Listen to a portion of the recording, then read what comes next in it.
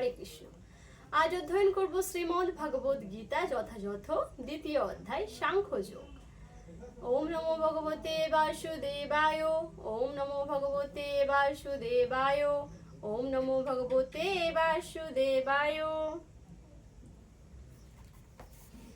শ্লোক নম্বর 9। সঞ্জয় উবাচ এব মুক্তা ঋষিকেশং গুরাকেশ পরন্তপঃ ন যতৎস ইতি গোবিন্দ মুক্তা তুষিং বভুবহ। অনুবাদ: সঞ্জয় বললেন, এভাবে মনোভাব ব্যক্ত করে গুরাকেশ ও পরন্তপ অর্জুন তখন ঋষিকেশকে বললেন, হে গোবিন্দ, আমি যুদ্ধ করব না, এবং তারপর মৌন হয়ে রইলেন।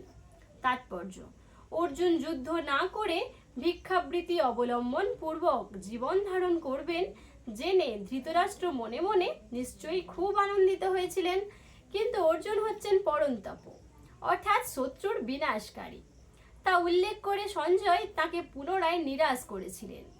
যদিও অর্জুন পারিবারিক বন্ধনের বশবর্তী হয়ে সাময়িকভাবে মোহাচ্ছন্ন হয়ে পড়েছিলেন, কিন্তু তারপরেই তিনি পরম গুরু ভগবান শ্রীকৃষ্ণের চরণে শরণাগত হয়ে তাঁর শিষ্যত্ব বরণ করেছিলেন।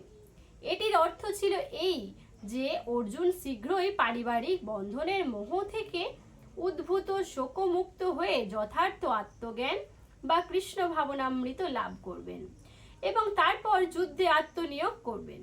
এভাবে ধৃতরাষ্ট্রের আনন্দ হতাশায় পর্যবসিত হবে, কেননা শ্রীকৃষ্ণের দ্বারা উজ্জীবিত হয়ে অর্জুন সর্বতোভাবে যুদ্ধে নিয়োজিত হবেন।